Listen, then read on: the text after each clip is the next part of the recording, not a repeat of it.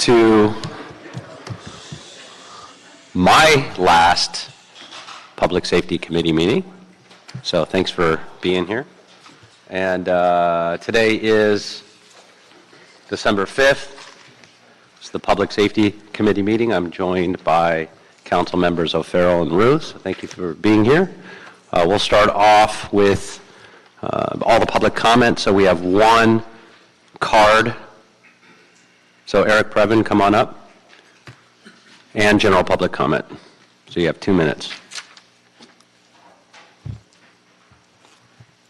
Thank you, sir. Good morning. It's Eric Previn from Studio City. I'm on the Neighborhood Council in Studio City, but I'm speaking on behalf of myself this morning.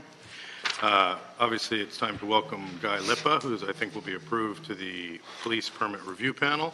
And I think people know that that was the one where we changed the rule. Mr. Wesson showed some leadership, and they had a big vote. And so now we have a absolutely inside guy who's a great choice for the people who are behind all that kind of a choice.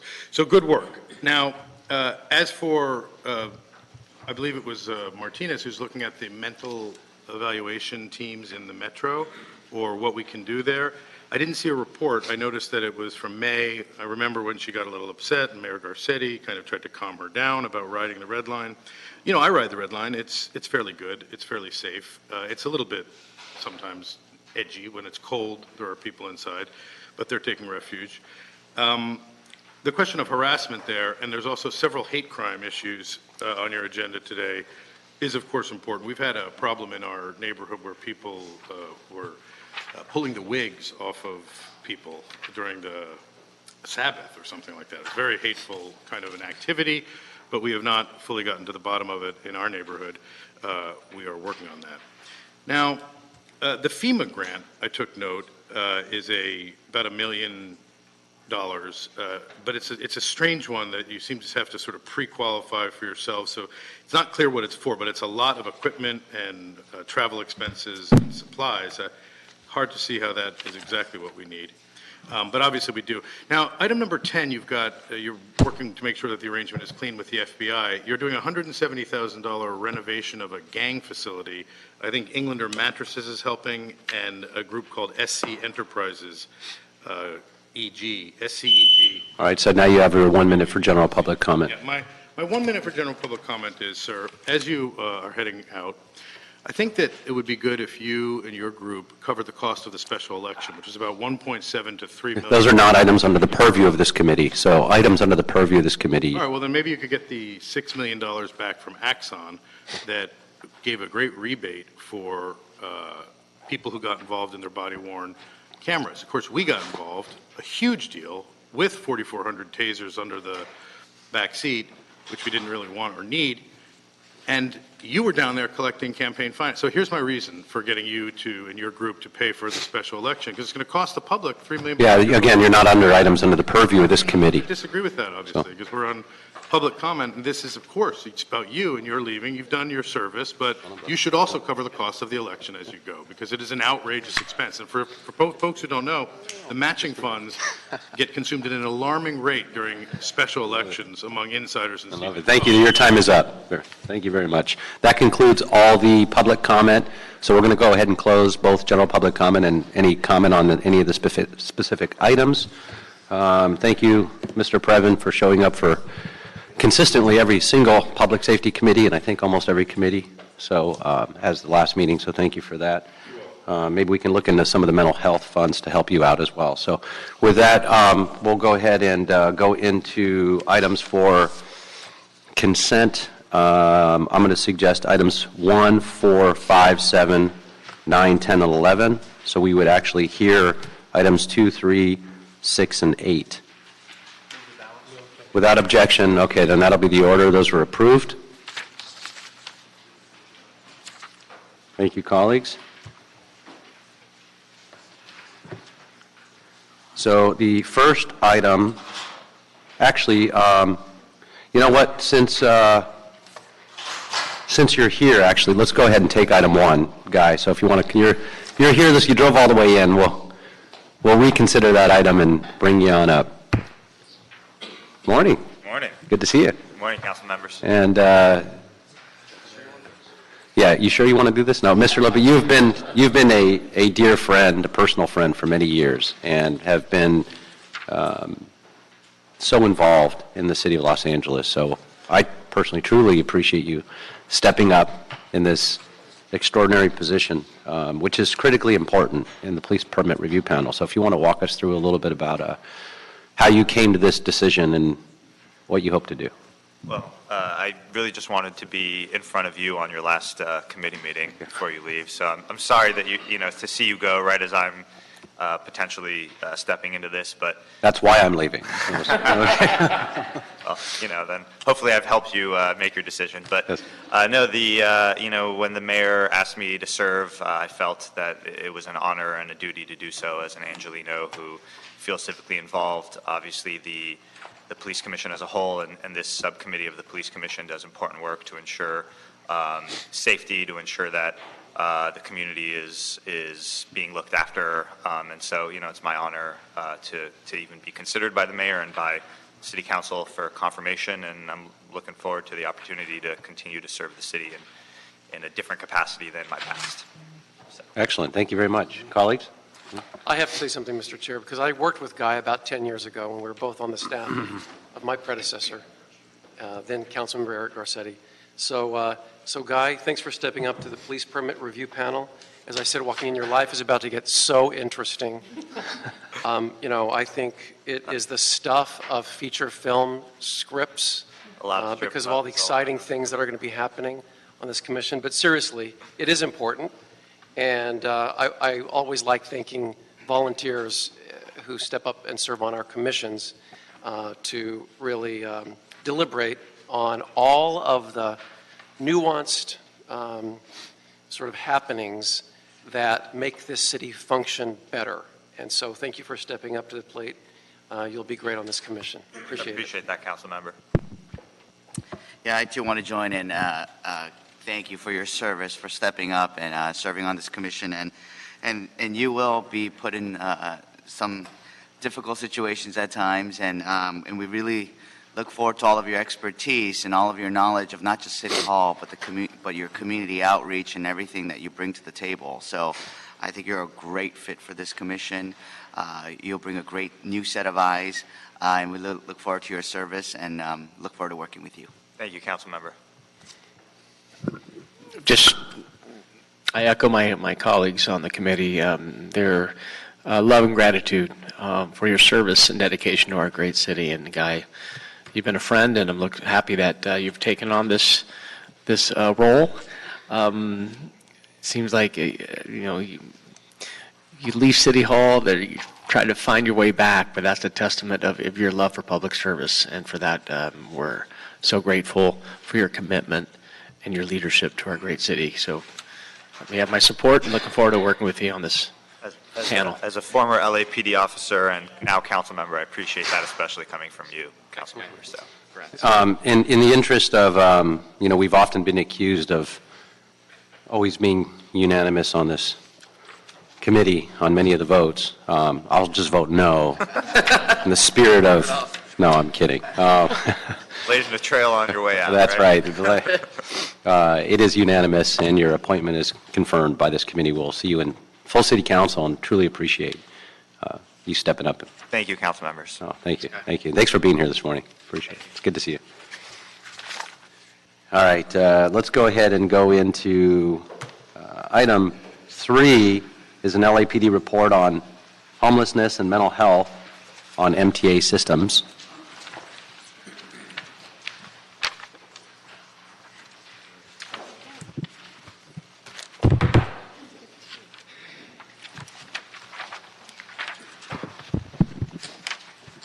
Good morning. Good morning. My name is Mike Orb. I'm the current commanding officer of Transit Group. I was appointed there beginning Monday, so yeah, it's a little bit of a startup for me. So what have you done since Monday? No, we're staying busy, sir. Yeah.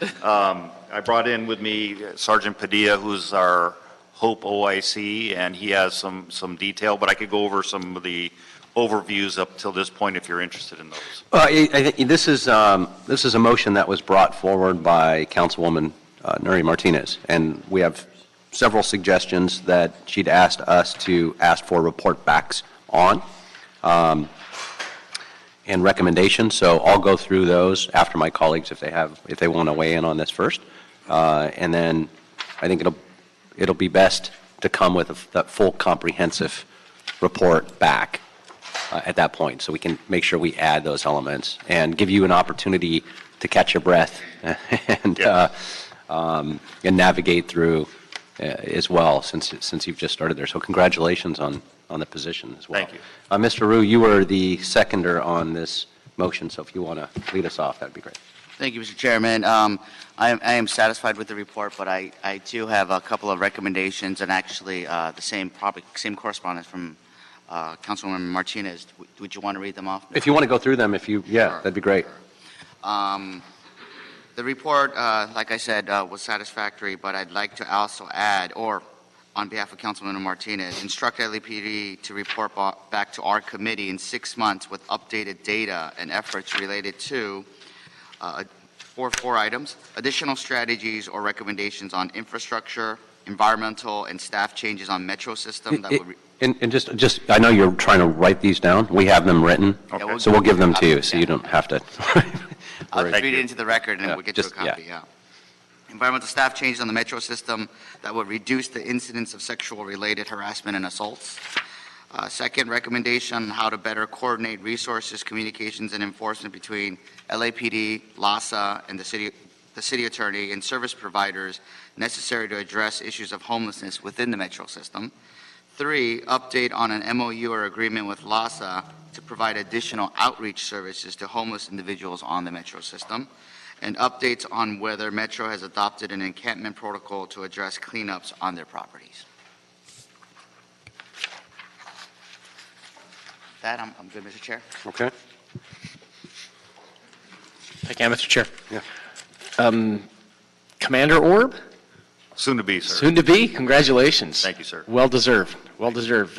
We worked hand in hand on the harbor area. I'm really proud of your promotion, Cap. Really, well deserved. Thank you, sir. And Sergeant Padilla, thank you so much for your leadership on the HOPE piece of what we're doing on the homeless issue. I have friends and family who oftentimes take the light rail and the metro, and oftentimes they are afraid. So as it relates to customer service, ridership, we have to do all we can to address those quality of life issues now that we've taken on this role of public safety and ensuring that, you know, their ride is safe. And I know the mental illness piece attached with the homeless is not only impacting our rail lines, but also throughout the city. In the report, and I know you just landed here,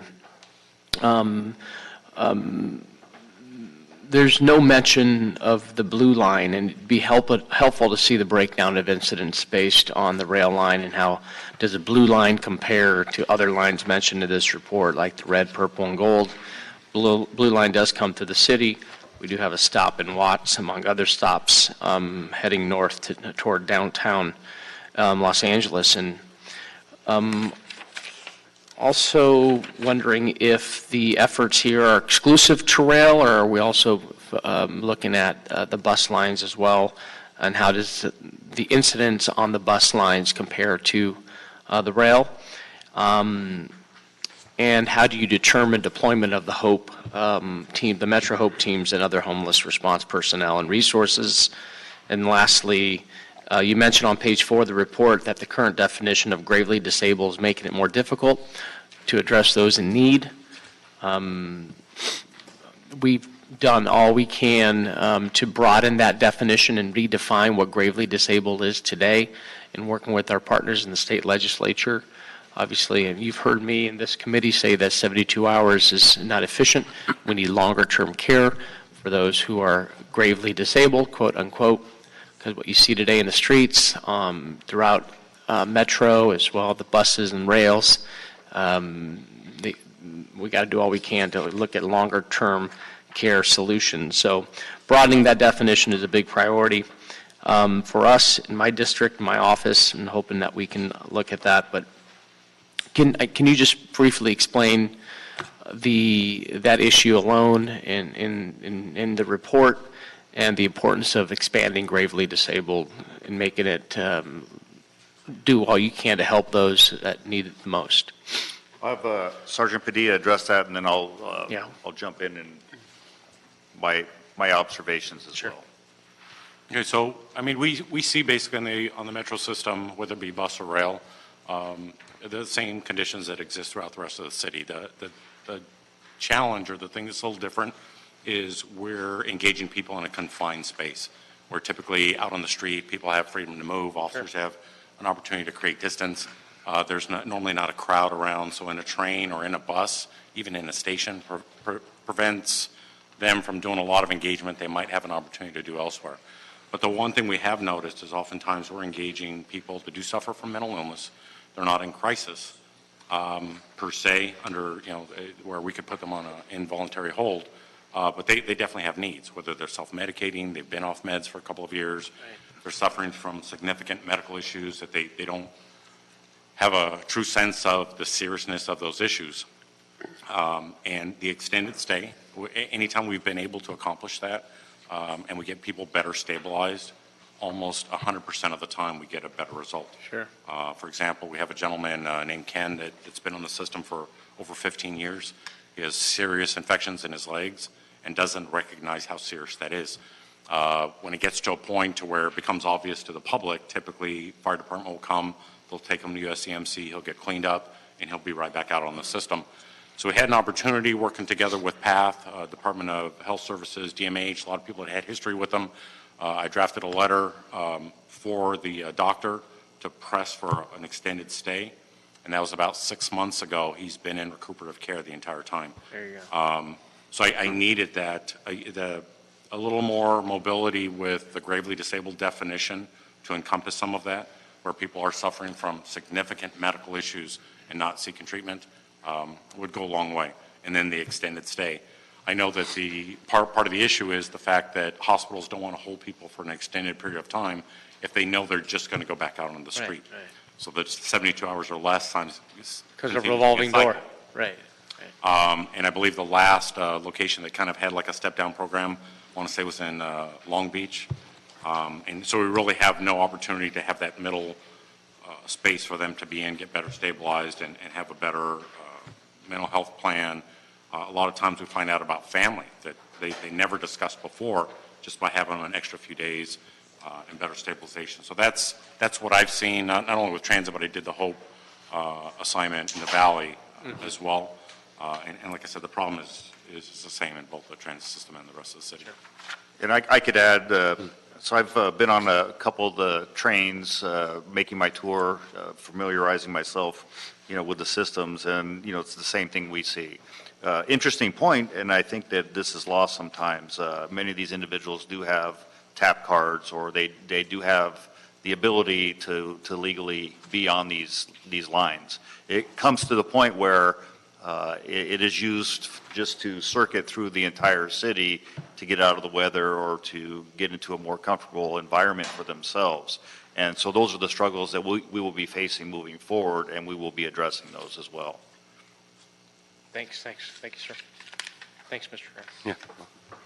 Thank you, gentlemen. These stats are very helpful, and they provide a baseline so that in the near future we can compare, time segments to the next time segment. But do you have any data that you've inherited from when the county was responsible for these services that we can compare this to? In other words, we don't really have a sense of how it compares to the previous period. And maybe we won't have that, but I was curious to see if you have that data. My understanding is that that has been a challenge for us to obtain that, and we're still in the process of trying to find what data they have and how accurate that data is. Okay, that doesn't surprise me, but I was just curious to see. Yes, sir. All right, thank you.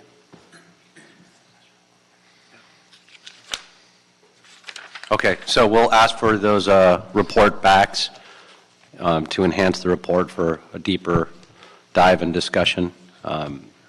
and perhaps come up with some other tools and strategies. One thing also I wanted to share with you guys, yesterday we launched and announced the launch, I should say, and I say we, Councilmember Marquise Harris Dawson and I have been working for some time to develop a city app, cell phone app, and we've just done that. It will launch in January. It'll be in partnership with, it's a public-private partnership, and utilizing an ITA grant. So what we've done, it's essentially called OK Help LA, and we're going to start off with all of the Hope Team officers, as well as some of the folks with LASA and LAFD. And the idea then is that you will have in real time on your cell phone all of the needs that you require that's geocoded where you can help people. Very simply put, somebody needs shelter, they need mental health, drug addiction, alcohol, help.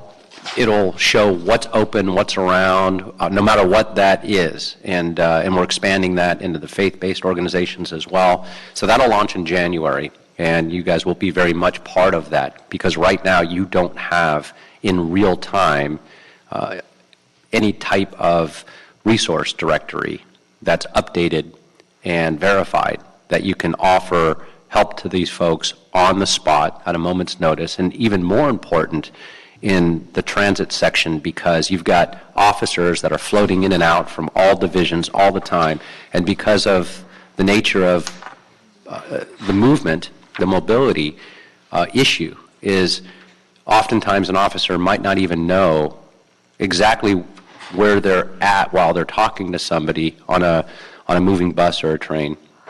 And then to figure out, okay, what is close by where we're at right now, for whether it's domestic abuse, a food pantry, a shelter, whatever that might be, and what's open and what's available, and what's the contact phone number, and what's the latest resource on it.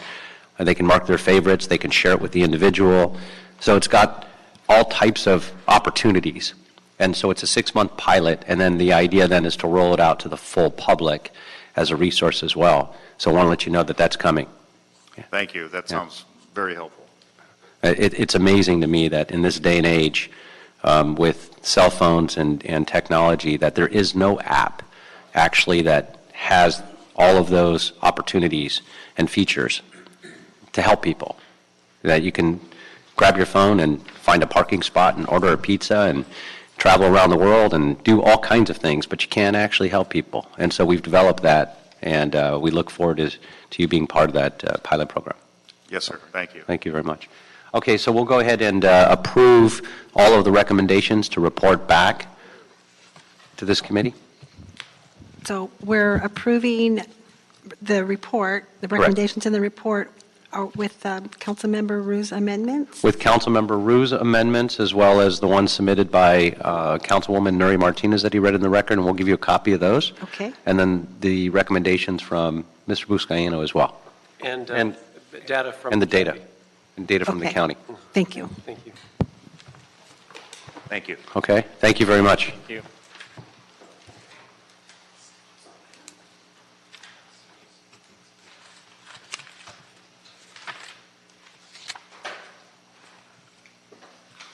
All right, let's go ahead and go into item 2.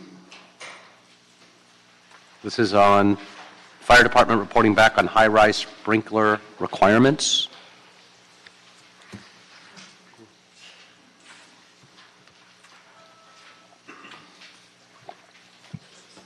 Good morning. Good morning. Thank you for having me here. Thanks for being here. Yeah, my name is Patrick Hayden. I am the commander over the Industrial Commercial Section of Fire Prevention Bureau of the LAFD. And to my left here is my captain who is over our high-rise unit.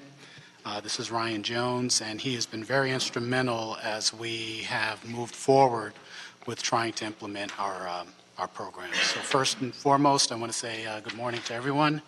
And to you, I want to say really appreciate the time we've had to work together. I wish you well. And, Appreciate that. Happy trails. Thank you. Thank you very much. So what I'd like to do today, if I may, is just sort of go through, glean over our report back to you essentially on what we've done thus far with regard to our high-rise efforts to try and implement a ordinance for the 55 remaining unsprinklered residential high-rise buildings. So we have met before Board of Fire Commissioners, and I did speak here, I believe, somewhere in thereabouts, maybe a year ago or so. So due to the recent multiple fatality fires which have occurred in several non-sprinklered high-rise buildings throughout the nation and abroad, the Los Angeles Fire Department Fire Prevention Bureau created an aggressive action plan to decrease the community's risk. The FPB, or Fire Prevention Bureau, took a proactive approach to immediately identify, prioritize, and thoroughly inspect all 55 non-sprinklered residential high-rises in the city of Los Angeles. These actions ensure that the current fire life safety systems are in good working order and that the fire code is enforced. The action plan includes additional steps to ensure building owners and occupants are well informed of the risk and educated on fire life safety measures that would increase overall safety for these folks. Historically, we've identified non-sprinklered high-rise buildings as occupancies that present an increased risk to the public and to first responders. I'm going to deviate from the summary a little bit here just to expand on that a little bit. In most cases, in a high-rise building, it's not enough to just get there, arrive on scene, that is. For firefighters, we have to actually traverse many stories, carrying, obviously, lots of equipment, which extends the time in which we're able to get on the fire floor and actually engage in either removing individuals from that fire floor or actually putting out the fire. That's time. And the only way to really address this issue is by having sprinklers throughout these buildings. In most cases, the current state of these buildings, those that are either 75 feet to 150 feet, have what we consider to be either combination systems, wet systems, or dry systems. Within those three categories, however, none of those systems can engage in firefighting in terms of holding the fire in check until firefighters arrive. What you essentially have is the need for someone, either an occupant or, in fact, maybe a firefighter, to be on scene and actively fight the fire. So sprinklers have essentially throughout their time in existence been the only measurement by which we can ensure that a fire can be held in check until firefighters are able to make that journey up those multiple floors and actually engage in firefighting. In many instances, Define held in check. Held in check meaning that a fire may start in a particular unit of a condo unit, as an example.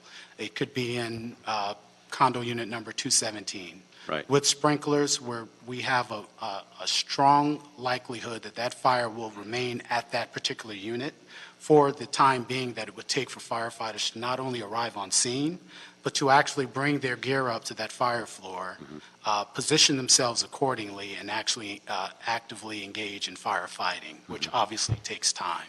In all cases, there is a time temperature curve. Fire goes through a natural progression, and if we're not on scene to actually make sure that we can stop that progression, it will proceed either vertically or horizontally throughout the building. Okay, thank you. Let me just jump in real quick on some of this. First, to ask some questions and then go through sort of my analysis of this as well. In the last approximately, we'll just call it 5 years, how many high-rise buildings in the city of Los Angeles have not been held in check?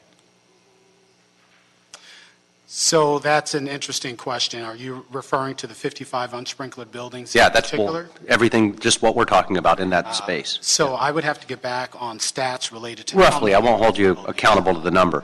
I think we have a better stat that we could provide if that could potentially help, and I'll defer to Captain Jones. Yeah, well, maybe we'll go back in the last couple years then. Exactly. Sure. So What are we going to look at then? 79. Yes, sir. Since 1979, the 55 unsprinklered buildings, there's been 8 fatalities since then. Okay, since 1979. I'm just talking, well, and a lot has changed since then in terms of how many firefighters we have, where they're deployed. I mean, there's so many other technology, alerting systems, you name it. But so let's go back the last couple years. The last couple of years, the last one that got out of hand was the Barrington fire, and that was, I think, 2 to 3 years ago. And that was a non-sprinklered high-rise. And that one had the potential. It got past the one unit, spread to the hallway, multiple injuries, pretty close calls. And pretty close call, but how many fatalities in that? No fatalities, but there was a child in respiratory arrest and some burns. All right, okay. Close calls, near miss. And that child in respiratory, well, hard to say that if the sprinkler system was in place that some of those situations would or wouldn't have occurred. Correct? It would be safe to say that. Safe to say, it's hard to say. Okay. This fire, it spread to the hallway. Here's where I'm going on this. And look, first, backing it up, I'm very sympathetic to this issue personally, having lost my first condo, my first home in a fire. And it was a neighboring unit, Christmas tree that went up, and we were out of town at the time. Thank God nobody got hurt, and certainly and nobody got killed, but 14 units destroyed. And this was in 1996, 1997. So and also having been on scene in many of these as a police officer as well, I've seen what can happen. So I've seen it from a lot of different perspectives. This is one of those suggested policies that I would put out there as critically important. One that, make no mistake, at some point in time will either save lives and or at least reduce injuries. Having said that, we've had a deep discussion when this was presented, not in this committee, but we had a roundtable on it, and we went through a lot of the issues that we were hoping to come back here and didn't put it on the fire department, specifically did not put it on the fire department to resolve or come up with solutions to those issues as it pertains to this. And I'm just going to go through some of those issues that most of these units are older buildings. In fact, probably the vast majority of them. Many of them are rent stabilization units as well. The cost today, and while it's critically important, you cannot put a price on a life, period. We could come up with all kinds of other ideas and solutions as well. We could say that these buildings really need to be completely torn down for a number of reasons. The building materials that were used back then are much more flammable than they are today. Technology and construction is far different when these were built than where they were today. In fact, there's no way you can build most of these buildings today.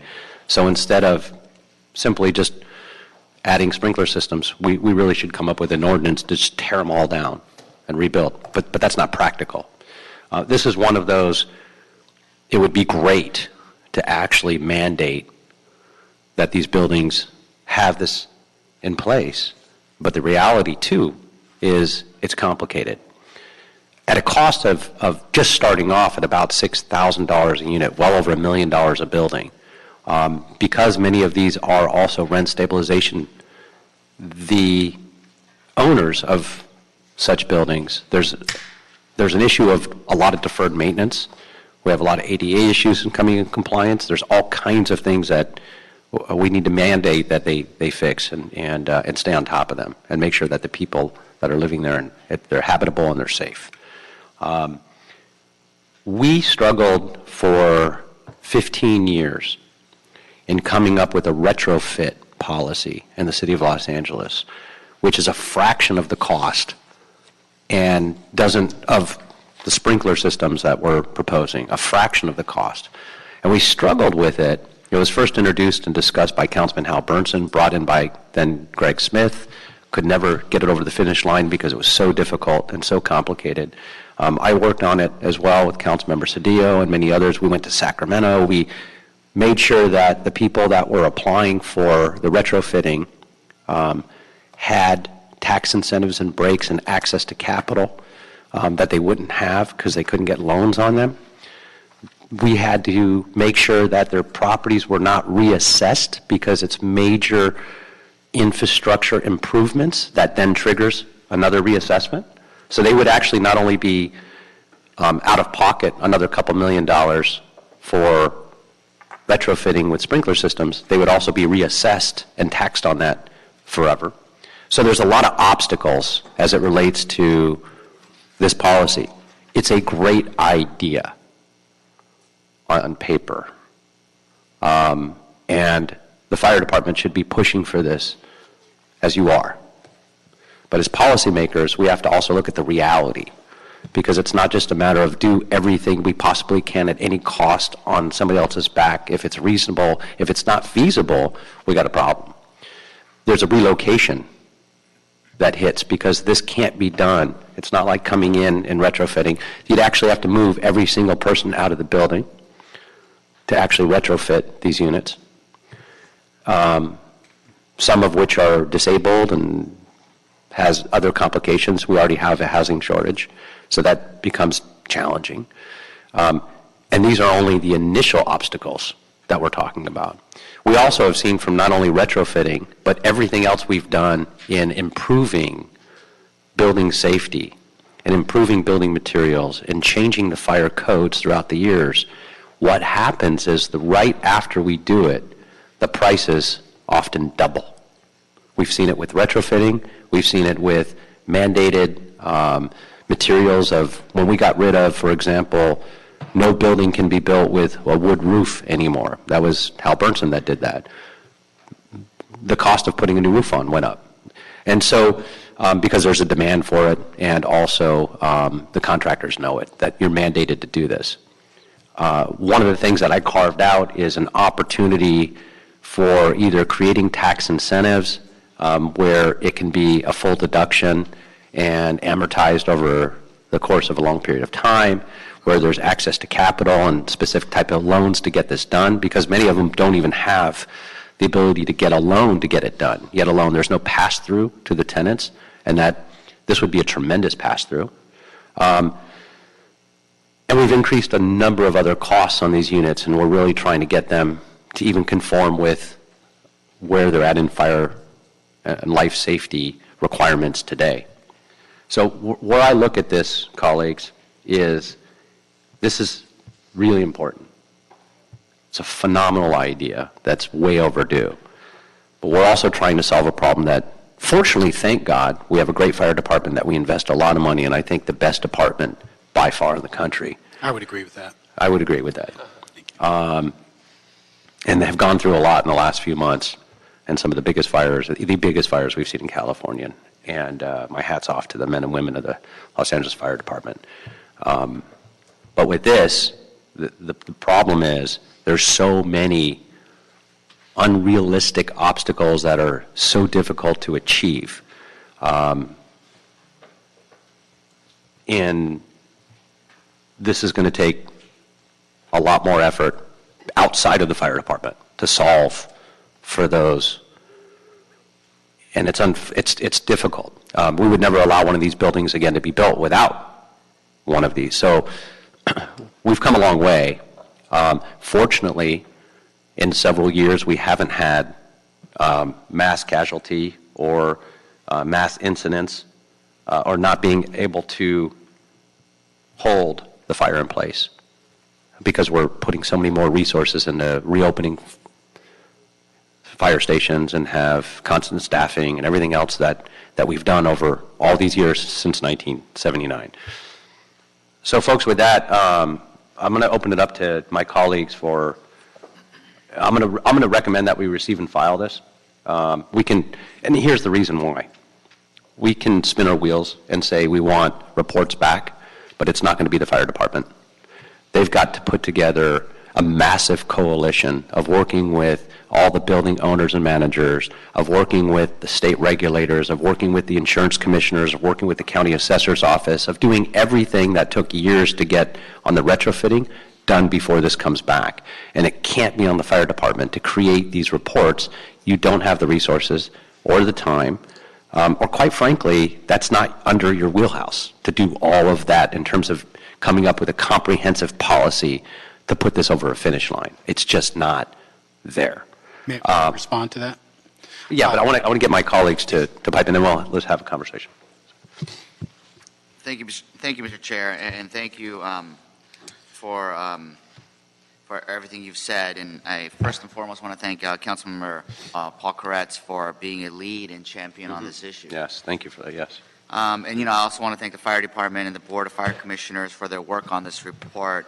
And as the Chair stated, it is clear that based on incidents that we've seen in London, Honolulu, and elsewhere, that that Los Angeles needs to be proactive on this front. However, I do share a few concerns, as the Chair stated, about drafting this ordinance and implementing a mandate without putting a little bit more thought into it. And while this won't be as large as an earthquake retrofit initiative, it is just as important that affects tenants and building owners, and it warrants the same level of consideration. So, Mr. Chair? Mr. Chair? I'm sorry. Yeah. Sorry.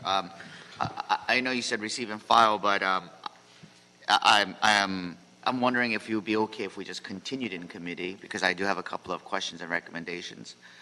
And I do understand this is not the first time it's been around, that's come before the council, but for example, something like recommendation number 1 is something that I think we could implement. It is a lot of informational and something that we can adopt.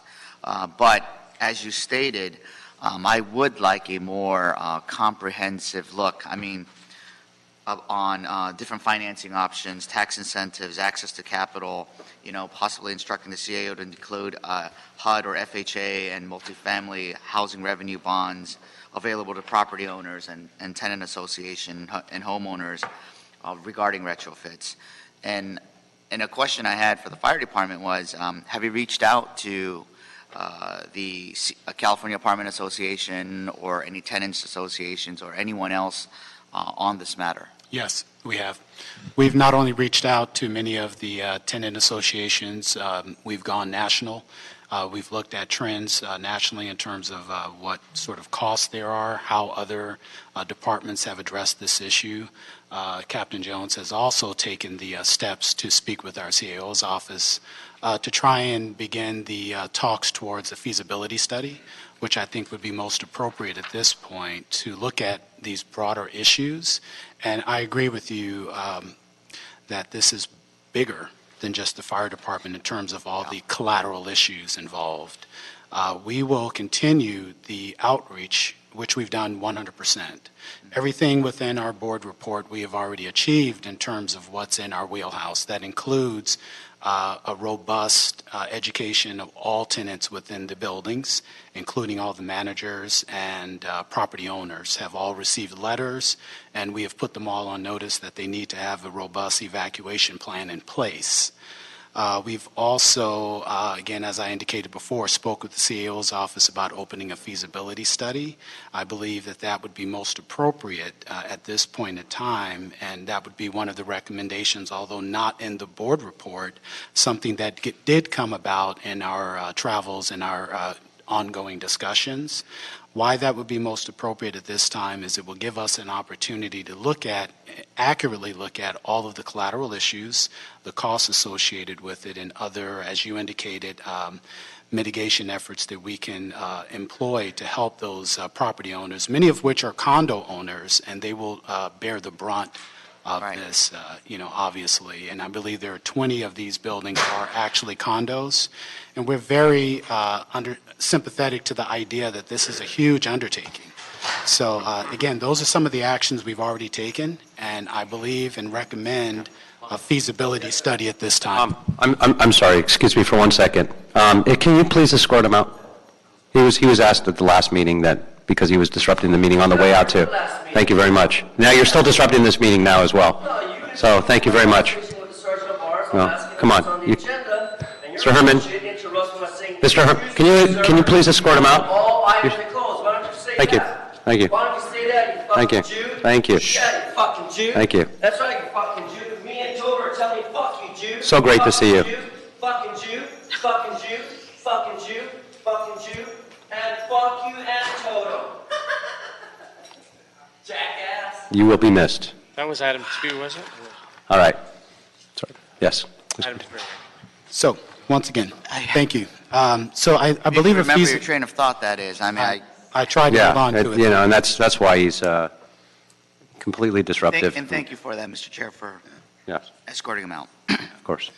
So again, I believe that because this impacts many of the council districts in terms of concentrations, I believe that a feasibility study would actually go a long way in helping us to wrap our arms around the scope of what we're dealing with in terms of trying to implement a public safety ordinance that obviously at its core will only help to save lives and keep these fires in check. So I'm not opposed to a feasibility study, but we did have a roundtable before, and we start talking through all these issues. And, you know, I mean, even the estimated average cost per building or per unit, I have questions on how you came to even that cost figure. So, and it looks like you've done some Yeah, work. did that include the relocation? No. No? Yes, No. there's a lot more, as you stated, Chair, that we need to look into, because while this is hands down something that's very, very important, there are multiple facets to it that I would really like to have a better, more in-depth dive. Even before a feasibility study, there needs to be a lot more different departments involved, a lot of different questions that are not even answered. You know, we did get a couple of letters from the different associations, and it looks like there's about 55 buildings that we're actually talking about. Correct. In the city. So it is localized enough where we can work with the different associations, or as well as the different property owners, whether it be condos or apartments, to see how we could come to a better system to start implementing. So with that, Mr. Chair, I don't know. I do have 2 recommendations, but Let's keep going through it. Yeah, Okay. we'll circle back. Thank you, Mr. Chair. I have some questions as well, and I may also want to keep this open based on, you know, how readily available these answers will be. And I just want to gain a better understanding. When it comes to fire safety, it's definitely a black and white issue, right? We need safer dwellings everywhere. However, when you consider the built environment, it's much more nuanced, right? We have a lot of challenges with ages of buildings and when ordinances went into place and et cetera, which you convey in your report.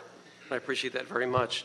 I want to get a better understanding of the difference between combo systems, dry systems, and wet systems. Yes. And where sprinkler systems fit in with those 3 categories and where they don't. And then within that sort of context, what are existing fire prevention mechanisms that might be included in some of these 55 buildings that don't involve sprinkler systems? In other words, where I'm going is there may very well be buildings that are arguably safer where they don't have sprinkler systems in the next one, but they have a different, maybe archaic system in place, which is better than nothing. And I think that could be somewhat informative as well, but I don't know what that answer would be. So if you could take us through that. Okay, so wet systems. That would be for any building that is 3 stories in height. You would have to have a wet system. A wet system is basically a domestic fed system. And again, as I indicated prior, that system is strictly for occupants' use. So there is no ability for the fire to be held in check. Okay, as so I there's no indicated sprinklers in that system, no sprinklers. Right. Okay. Once you get to the 4th floor, now you have to implement what we call a dry system. That dry system is for fire department use. Oh, why? Sure, too. And there's no sprinklers in that either. No sprinklers. Correct. It's No all sprinklers. fire department use Okay. for and the how dry about system. Combo systems have sprinklers. No. No, A you combination don't either. system does not, no. A combination system is at the time of implementation, well, let me back up. A combination system will have sprinklers in the basement for storage only. So in these 55 buildings, do these also include 3-story buildings? They would all include they would all be 3 stories or more in height. Or more, okay. So there could be a point of demarcation right there. A building taller than 3 stories is exponentially more dangerous than a building that's 3 stories or less if both buildings don't have sprinkler systems. Absolutely, because of the extended time it would take for an Right. individual to remove themselves from the building. Okay. And then the next question is, on the list of the buildings, describe the difference between compliant and non-compliant. The compliant at that time for that sheet, that was just the Reg 4 systems, just making sure they've tested their fire doors, their sprinkler systems if they had it, their dry standpipes, their elevators. It's a Chief Regulation 4 test, compliant or not compliant. After that came out, we went out and inspected all these buildings and got them all compliant. That's from an older list. So a Reg 4 system would be all of the ancillary systems, including fire warning and fire protective systems. That would also include things such as exit doors, Right. fire escapes, and so forth. All of those things have to be tested. Right. So our Reg 4s are tested on a yearly basis. buildings that don't have sprinkler systems, but they have all the ancillary infrastructure in place, like alarms and everything else, they have that, at least that minimum sort of level of protection. Yes, sir. They're in And I place. think the emphasis would be on minimum. Okay, a couple of other questions is, this is a comprehensive list, and we're certain that there are no other buildings because they've all been inspected. Is this a complete and finite list? Are you secure in that? Yes, sir. My district inspectors in the high-rise unit, they surveyed each unit and surveyed their districts, made a list of the non-sprinkler buildings. We also had an existing list from the research unit. We went out and verified this in person, and the 55 is the number. Okay, so it's been combed We have a few buildings that are doing the retrofit right now on their own. Bunker Hill Towers is doing the retrofit voluntarily. So a couple of buildings are coming off, but as of now, 55 non-sprinklered. And do we There were have, originally 58. We're down to okay, 55. you got it down to 55. And I saw that some had been retrofitted. Do you have any understanding, this may be a neither here nor there question, but an understanding of why there's this universe of exempt buildings between 43 and 74? I think the same issue was on the table at the time, the cost associated. And because these were residential buildings and the cost would be directly applied to those tenants, I would imagine historically, from what I've known in my 31 years on the job, that in many of these instances, we did not want to overburden those tenants. And so there was this exemption applied. Got it. And have you all thought about this, or perhaps there already is in place? When you have an apartment building that is known to have asbestos, it's required to have something on the front wall. Just saying this building is known to have whatever, carcinogens or known to have dangerous elements, so rent at your own risk, essentially. Have you all thought about a disclosure requirement for buildings that don't have sprinkler systems so that tenants, prospective tenants, know that there's an added risk? Or Yes, so as I indicated earlier, we've already engaged in a outreach education program for all tenants, building owners, and managers. There was a letter sent out, actually. Captain Jones took that effort on himself, and all of his inspectors hand-delivered those letters to each building, and they were mandated to provide those letters, those disclosure letters, indicating that each of these 55 buildings were not sprinklered. What we were intending with this outreach was not to scare, but to provide more education and understanding. What we learned in Honolulu, as an example, with the 3 fatalities there, was that many of the tenants did not realize that they were actually living in a building that did not have sprinklers. And does that disclosure or does that notification take care of future tenants or future purchasers of a condominium? What we have within our strategic plan is this ongoing effort, so it is our commitment to include this particular action every year. So, but there's no requirement. For example, There is no requirement the city at could this time. require these buildings to post a notice. Yes. Yes, sir. Okay, Yes. that's what I was kind Yeah, of the getting fire at. department took it upon themselves, but Which there is great. no requirement. But that's you going above and beyond, but perhaps it would make sense to require a disclosure for all prospective buyers and tenants in these buildings until they can be retrofitted adequately, right? It's an idea. Yes, sir. I'm sure we'd get pushback, but I'm just saying that doesn't exist right now. So someone could move into a building and live on the 5th or 6th floor and think, oh, that doesn't have any sprinkler systems, but okay, and not have any idea that it's considered a somewhat dangerous building. which is And/or permitted. that there may be retrofit consequences in the future Right. that could impact the finances Yeah. with regard to And at purchasing that point, that I think we'd particular be doing a condo. disservice to this prospective buyer or tenant, in my view. Correct. Lastly, when we did the whole retrofit requirement for seismically unsound buildings, the city council approved a plan which really covers some of the issues that Mr. Rue mentioned in terms of low-cost loans, et cetera, and a plan and a time certain that the retrofit has to be in place. And I'm just wondering if we could have a similar approach for this universe of 55 buildings. Just wondering that aloud. I think that would be appropriate. Obviously, fires occur much more often than earthquakes. Right. So to utilize what we did implement then, which was a success, I think should be the baseline for all decisions moving forward. Because based on, and I don't have the numbers, but based on 55 buildings that are more or less unsafe in the case of a raging fire, you're talking about thousands of people at risk who many of them know it because of your outreach, but many of them probably do not. Yes. All right. Well, thank you. Thank you. Thanks, sir. Thank you for the report here and the work that your team has done in response to this motion. My question is, of the 55 buildings, they've been mapped out, correct?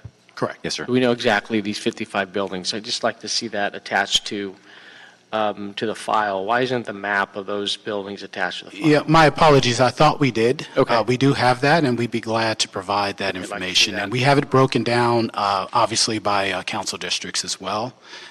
We also can identify those that are corporate-owned, condo-owned, and so forth. That'd be helpful. So we'll offer as much data as we possibly can. I appreciate that, Chief. And then I have before me two letters, one from the California Apartment Association, one from the Park La Brea Apartments. I do want to refer to a couple of their concerns.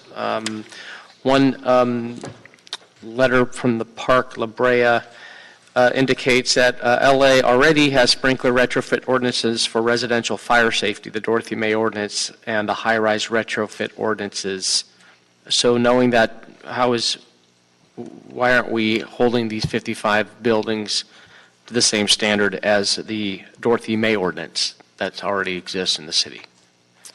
That would be a discussion that would take more time than you have today, but I'll try and summarize, and I'll ask Captain Jones to jump in Please. if he would like as well. So the Dorothy May ordinance was for buildings restricted to a certain height. We're not talking high-rise buildings, first and foremost. Secondly, Dorothy May is a much lesser fire standard than a fully sprinkled building. Dorothy May was a means by which we could adequately say that we could at least hold the fire to some degree, but not completely. So you could still have multiple fatalities in a building with the Dorothy May system. What you would hopefully not have is a fire that could actually run through the center hall, which is where most of these, 100% of the Dorothy May ordinance impacts center hall buildings. And the intent there is to stop a fire from traversing into the hallway, going down, and killing multiple people. The Dorothy May fire, as an example, killed multiple individuals. If memory serves, 40-plus individuals perished in the Dorothy May fire. Do you have anything else you want to add to that? That was the one in... No, with the Dorothy May, the main thing is to keep the hallways clear. This could work for a high-rise, but you could still get the lapping effect if the fire was going to go up, similar to Barrington, where it almost lapped up, and Honolulu fire it lapped up.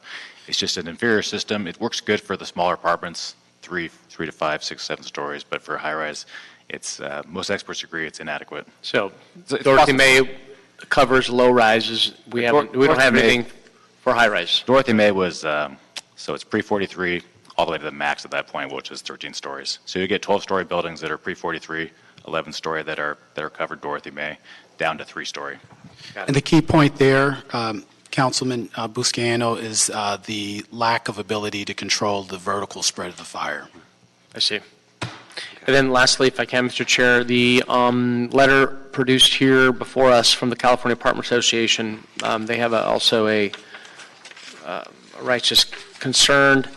One is being able to, of the 55 that have been identified, to be able to study each of these 55 buildings separately. Obviously, they do have different characteristics, construction materials, fire, life safety precautions, and geography. What's your response to that? I absolutely agree. I think we should look at the characteristics of certain buildings versus others. And you will find in many cases, much like with the Park La Brea complex, that many of those buildings, although I believe they still should be sprinklered, fully sprinklered, there may be a means by which we could phase in. I know that they're consistently going through various renovations to attract a different demographic. And so in their case, it may be more appropriate to say whenever they're doing any significant remodel or renovations to their buildings, it would be most appropriate then to institute the fully sprinklered ordinance. It seems to be a fix that's needed, but it's very comprehensive. So very similar. I agree with Mr. O'Farrell on if we can bring all parties together. I don't think this thing is baked enough to move forward on it, but if it's important for us to bring all parties, address these concerns, very similar to what we've done with the earthquake retrofit as indicated by Mr. O'Farrell, because there's significant costs associated with doing this. At the same time, there definitely will be a disruption in the lives or the residents at these 55 buildings. Of course, the costs associated with asbestos removal, as indicated in your report, increased operating costs, increased cost to individual units to the owners, financial tools that can be used as well. So those are just my thoughts. Obviously needed. It is a necessity. I like to sleep well at night, knowing that these lives can be saved in the event of a major structure fire, but I still feel that we're not ready to move forward. So with that, here's, in listening to this conversation and also having the history of what we went through with retrofit and the conversation, where this is, rather than holding it back and asking for hundreds of report backs, which is what it would require, and building this piece of policy as what we call a camel, which is a horse designed by committee, rather than trying to navigate such a complicated and worthwhile suggestion for policy. We took different approaches to a lot of different complicated policy subject items. For example, our Great Street initiative with SOS LA, where Joe and I actually took a year and wrote a 1,000-page plan before we actually brought it to the council. We didn't bring in a motion and say, okay, we want all the departments to just move forward and study this and figure it out. We did the same thing in Renew LA, where at the time, Councilmember Greg Smith wrote literally a 1,000-page plan on how we're going to handle our city's waste moving forward as a blueprint, which brought in ReCicla, which brought in recycling for multifamily, which brought in all types of other policy discussions and items and how to solve for those in ending our dependency on landfilling. This is one of those complicated pieces of legislation that, with retrofitting, which is a fraction of the cost and critically important, and we know it's a matter of when, it's a matter of when, not if, the next major earthquake's going to hit. Took 15 years, and not doing it in committee. It was working groups and task forces and coming up and meeting with all the other regulatory agencies to make sure that and now the implementation isn't working as we hoped. Many of the buildings are coming online, but a lot of these buildings have no access to financing, and we're getting those phone calls, and they're trying to figure out what to do. This is far beyond that. This is also what I would consider, well, put it this way. It doesn't, in some of these discussions, the building materials here, in these cases, these 55 buildings are also far different. And we haven't done a characterization study, for example, than in Honolulu. Also think about, we just came out of the worst fires we've ever seen in California, if not even U.S. history, with countless lives and property lost. And if we could simply look at that and saying, look, every single home, no matter when it was built, single-family home, in any high fire severity zone at all, needs to have sprinkler systems, because that would save the property and save a life. But we're never going to do that. Why? Cost. So right now, we're having that same discussion. It's just multifamily. And yes, a lot more families in a single place, but that's the exact same discussion. We just saw tens of thousands of homes and too many lives lost just in the last month. And yet we'll never have the discussion on retrofitting single-family homes with sprinklers that are in high fire severity zones because of cost. And it's unfortunate that we come to that sometimes, that it's cost prohibitive, which the obstacle is so big, we can't move it. What we could do in the future is change things. Here's another example. Recently, the City Council removed the helipad requirement High-rise buildings. on high-rises.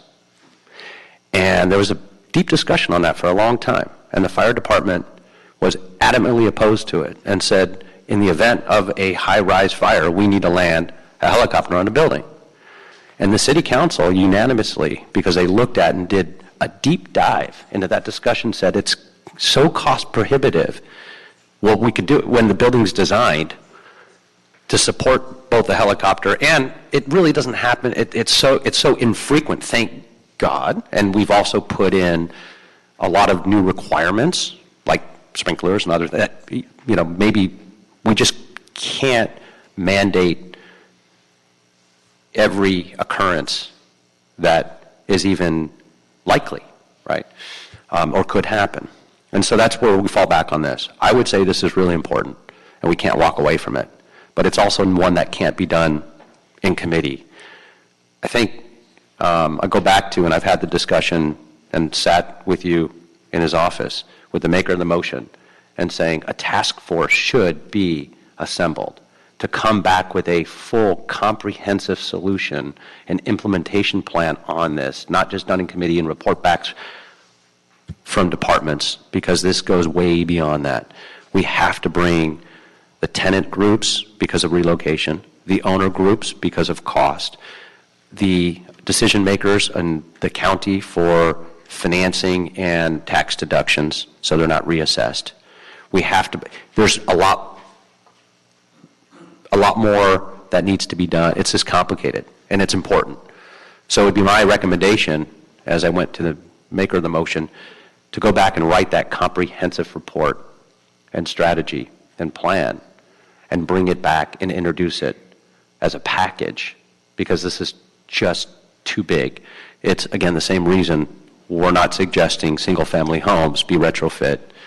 There's no difference. You have a family living in a home.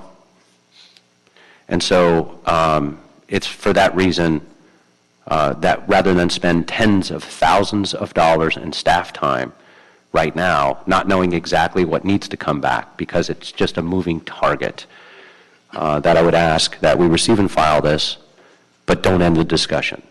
That comprehensive working group and task force be assembled to come back with a real plan that hits on all of these critical issues, because it is important.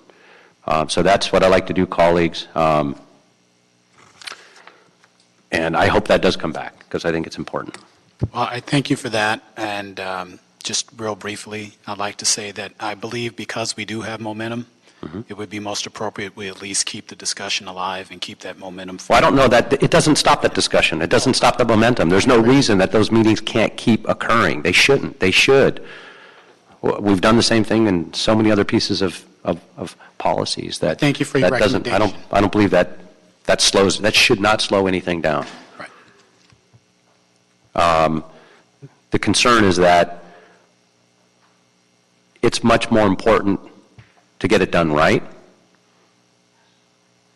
because it is complicated, as we've discussed. So, Mr. Chair, in the interest of time, we have about 10 minutes left, and Yes. we have a... I'd like to take your item up This next. is very important, but we do have another hate crimes. I would like to take that up right now. Very crucial. Yep. And And Mr. Chair, I'm a little conflicted here because actually, by the time this came to committee, I was a little disappointed because we did have that roundtable. That's right. And maker of the motion. Yeah. And I was hoping that this was going to be a little bit more developed by Right. the time it came to committee, at least with more instructions. Because right now, while I do have several recommendations, I loved everything Councilman Mitchell Farrell said and brought up a lot of different points, as well as Councilman Buscaino.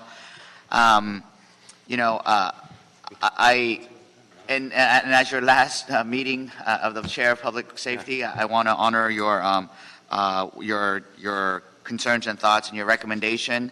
I will be talking to the maker of the motion, and unfortunately he's not on this committee, and talk with Councilman Koretz to make it more robust. And if we receive and file it today, we could always come back with another motion. Exactly. A more developed, robust motion, because I think this deserves.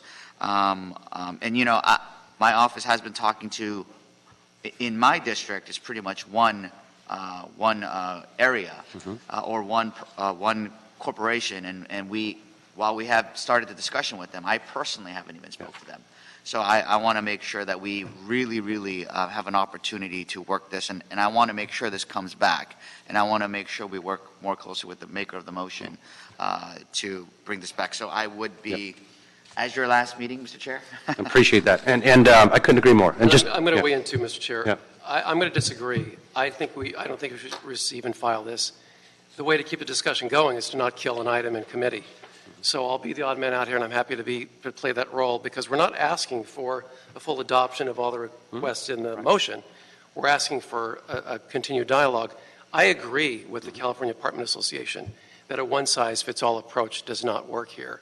But if we kill it now, and especially since we've already had the committee formed to take a good long look, we're just going in circles. And I would further add, with all due respect, Mr. Chair, you won't be on the City Council. It'll be left to us to deal with this. So why kill it in committee when we could hear it again and have a more robust conversation and continue exploring solutions? So I respect that. I'm happy to be the odd man out. And I'll respect that, but I'm gonna oppose no receive problem. and file. Yeah, no, I respect that. But let me just add to that, just so you may not know. Months and months ago, we actually had that roundtable and went through all of these conversations and had key decision makers in the room beyond just the fire department, but the fire department as well as the lead agency in this discussion. Mr. Rue was in on that conversation as well, where I asked for, and in fact, all of us agreed that this is what needed to be done before it came to committee, and most of the recommendations, a lot of the studies and the analysis that we asked for were just not even done. And I was asked to bring it back because it was ready. Clearly not. And so whatever momentum there was, my concern, and the reason I don't want my, if you will, fingerprints on this, is at some point you also lose part of that dialogue or conversation with the people that were in the room. And because I outlined all of my suggestions that needed to be done for this to move forward before it came back to committee, and in fact the maker of the motion agreed at that time, at that meeting, and those things weren't done, and it can come back. I would feel more comfortable that it was brought back as a package, not just report backs from committee, and there was a lot of reasons for that. So with that, I want to get to Mr. Rue's item too, because I know he's anxious on it. Yeah, just to reiterate on this, clearly we need a comprehensive plan. We need to include the BOMA, building owners, real estate developers, tenant right groups to sit down and hammer out a strategy, as well as look at the financing tools as indicated in the report, HUD, FAH loans, multifamily housing revenue bonds, in order for this to move forward. And you're telling me, Chair, that this was... Those were all my suggestions, and none of that has come back in the plan 6 months ago. And none of that emerged. So whatever momentum might be out there. And this was also discussed, I recall, with former Chief Vidovich. Who I think it needs to be reintroduced with all of those elements included in the motion that gives the direction to the various departments to have all those conversations. So I'm not suggesting this not move forward in some capacity. I think it's very, very important. But I'm suggesting it be reintroduced with all of those items to be included. That's the reason for receive and file. And that could happen tomorrow. And I have a feeling it probably will. But I think it needs to start off the gate to be inclusive, because it's so complicated. Okay, I'll just register Yeah, a note. okay. with that. So we'll go ahead, yeah. So, Mr. Chair, I mean, clearly we're not going to get to it. I mean, this is very important, and I think the question here is whether we hold it in committee or get it reintroduced. I think we're all in agreement. This is very, very important. Yeah, the timing's right to move I on. want to make sure that this definitely gets heard.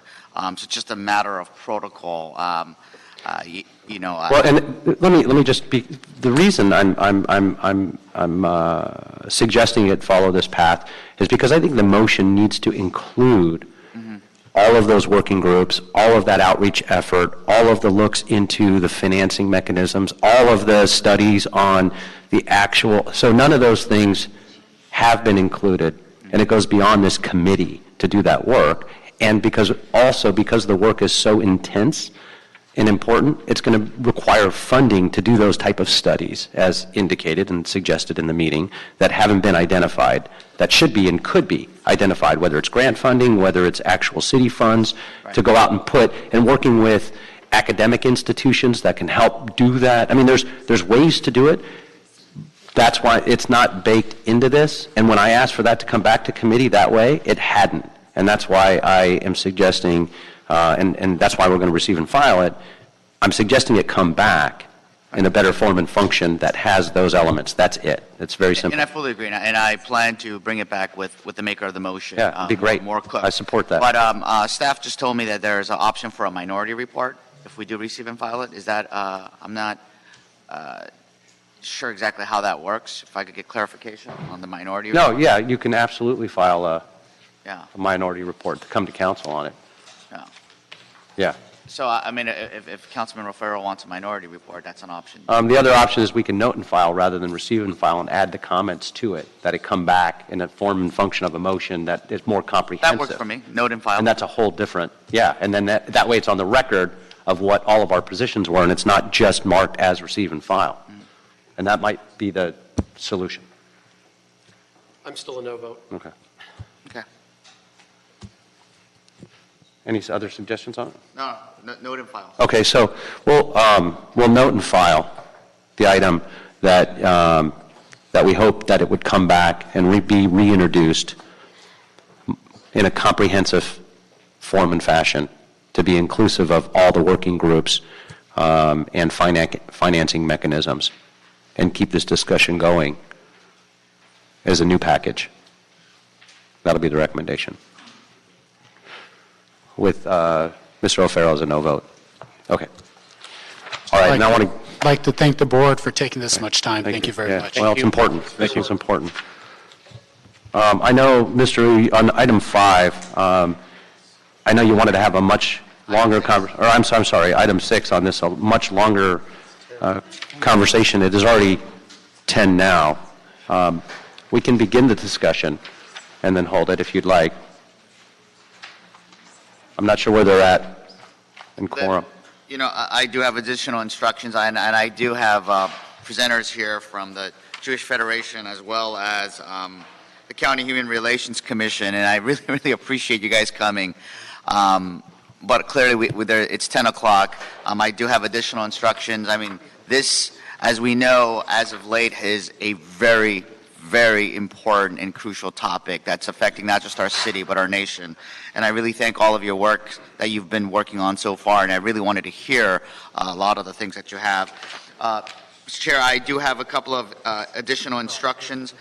I don't know if we should keep it in committee or, yeah, you know what, if we could just continue it in the committee, yeah. And then, We can do that. yeah. Okay, so we'll go ahead and continue that item. And I do have a couple of instructions that I'd like to add on to it. Okay. And did you want to add the instructions now and then bring it back instead? So let's go ahead and do that. Sure. In the interest of time, do you want me to read it all? It's actually pretty lengthy. I could just give it with the clerk and share it with everybody. Yeah, if you provide a copy, I can attach it to the file and then include it in the council Because file. it'll be posted and come back anyway. So You we'll also go have ahead. item number 8. Yeah, we'll go ahead and do that. And on item 8, this was on the report of response to the budget recommendations regarding the technology spending plan. Well, if we can go through. We'll do it. rather abbreviated quickly. Thanks.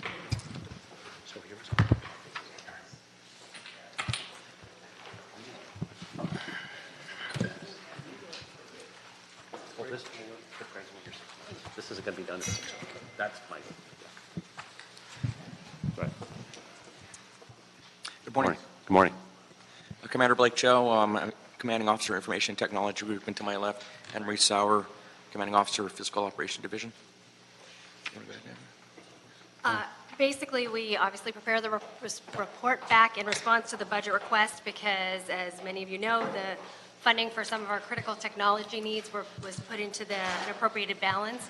So we are here, we've provided the response, we're happy to answer any questions, but we would sincerely appreciate if that funding could be moved back to our budget. Okay, so yeah, I would go ahead. The reason I wanted to hear this item, we'll go ahead and move the item and approve it, and I believe it goes then on to the Budget and Finance Committee. But with that, I just wanted to send a note to the department on the workstation life cycle replacements, we had a deep dive and discussion on the Joint Committee for Budget and Finance and Public Safety on the idea of not just simply replacing them, but actually looking at replacing more than what's budgeted in some other financing mechanism. And so a lease, for example, of going out and rather than replacing, I think it's, I don't remember the actual number of workstations. Yeah, this would be, this amount here would probably replace about 1,600. 1,600 Yes. out of? About 8,000. Out of 8,000. So rather than using those dollars to replace 1,600, it's my recommendation that with those same dollars, you could probably replace 3 to 4 times that under a different financing program. For example, leasing them, which is what now the federal government's doing, the military's doing, most other municipalities are doing. We're still buying computers. Yeah. And so I approve the funding moving forward, but my recommendation is that it go to Budget and Finance with some other financing options for more workstations, because this is only the most obsolete, and we have so many more needs, and to stretch those dollars even further. That would be my recommendation. Yeah, so either way, whatever happens, the recommendation is to move forward, Okay. but just come back with those options, working with the We've CAO. already started looking into those options too, so we'll be prepared for that. Awesome. Thank you. Right. Just trying to help you guys more. Yeah. Appreciate it. All right. So that's approved with that recommendation. Do you have anything else? No, just wanted to make clear for item number 6 that we approve the instructions and move it out to council, but we keep it in committees for possible presentation. Yes. Okay. So that will, the item number 6 was approved, the recommendations, and that will come back to committee for discussion. Yeah. So you want to move With it? the recommendations. You want to move it with the recommendations to council? Not to council, just to come back to committee Just to come back? with those recommendations. There's no need to move it to council. Okay. It'll just be rescheduled with the recommendations. No, we want to move it to council. Want to move it to council? Yeah. Okay, that's fine. And then I want to have the option to possibly present anything council. Oh, great. Okay, then we'll go ahead. There's an urgency. We'll go ahead and then move it to council with the recommendations. That's fine. So it's going to be approved as amended with? Correct. our- Yes. with- Yes. Okay. Okay. That concludes this final Public Safety Committee meeting. We are adjourned. Thanks, Mr. Thank you, sir. Oh, thanks. No.